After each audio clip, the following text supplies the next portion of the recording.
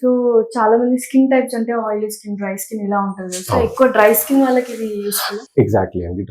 Dry skin వాళ్ళకి చాలా బాగుంటుంది. బట్ అట్లానే ఏం లేదు, అన్ని స్కిన్ టైప్స్ కి చేయొచ్చు. నేను ముందు చెప్పినట్టు మన స్కిన్ టైప్ కి తగ్గట్టుగా దీంట్లో మెటీరియల్స్ మారుస్తూ ఉంటాం.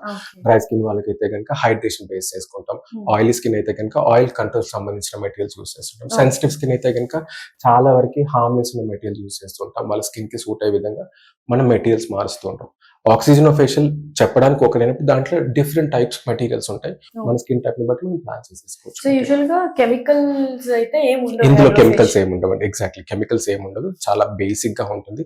స్కిన్ ని ఎక్స్ఫోలియేట్ చేసేసి, పోర్స్ ని ఓపెన్ చేసేసి, పోర్స్ ని క్లెన్స్ చేసేసి, స్కిన్ పైన ఉన్న పిగ్మెంటేషన్ మార్క్స్ ని తీసేస్తుంది.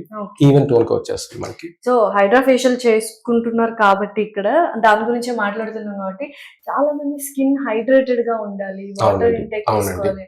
అసలు మెకానిజం ఎందుకు హైడ్రేటెడ్ గా ఉండాలి? మనకు తెలిసిందండి, మనం గాలి లేకుండా చాలా తక్కువ సెకండ్ మాత్రం బతకగలుగుతాం. At the same time water లేకుంటే, హైడ్రేషన్ లేకుంటే చాలా తక్కువ నిమిషాలు మాత్రమే, తక్కువ గంటలే ఉండగలుగుతాం. అట్లాంటిది మన రెగ్యులర్ డైలీ డైట్ లో సాలిడ్ కంటెంట్ ఎక్కువ ఉంటుంది, బట్ లిక్విడ్ కంటెంట్ తక్కువగా ఉంటుంది. వాటర్ హైడ్రేషన్ లేకపోవడం వలన, బాడీకి హైడ్రేషన్ లేకపోవడం వలన ఫస్ట్ ఎఫెక్ట్ అయ్యేది మన ఫిజికల్ బాడీలో ఫేస్ మాత్రమే. ఎందుకంటే స్కిన్ చాలా సెన్సిటివ్ గా ఉంటుంది కాబట్టి వాటర్ తక్కువ తీసుకున్నప్పుడు స్కిన్ తొందరగా డ్రై అయిపోతుంది, డల్ అయిపోతుంది.